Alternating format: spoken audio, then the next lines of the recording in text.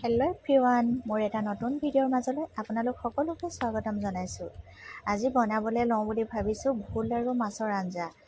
ভোল আৰু মাছৰ আঞ্জা খাই ভাল লাগে, সেইবাবে ভোল তেনেকৈ বনাওঁ বুলি ভাবিলোঁ।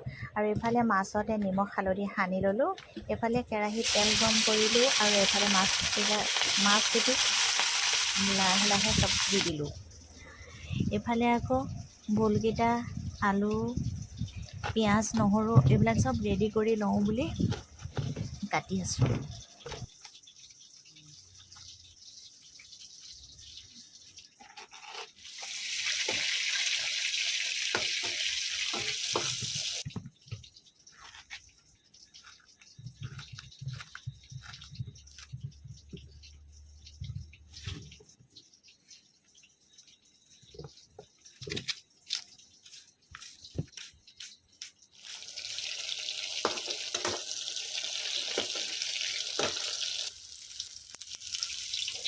সেয়া মাছকেইটি ফ্ৰাই হৈ গ'ল।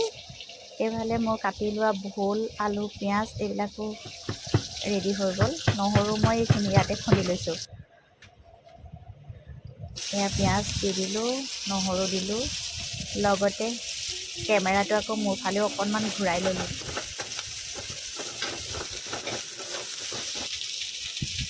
আলু দিলোঁ, ভোল দি দিলোঁ, লৰাই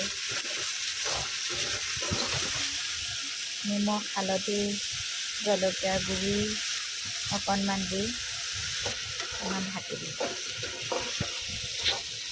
মোৰ লৰাই কৰি পানী দিয়া হৈ গ'ল। পানী দি অকণমান জোলটো শুকাবলৈ দি মাছ কেইপিচ দি দিছোঁ।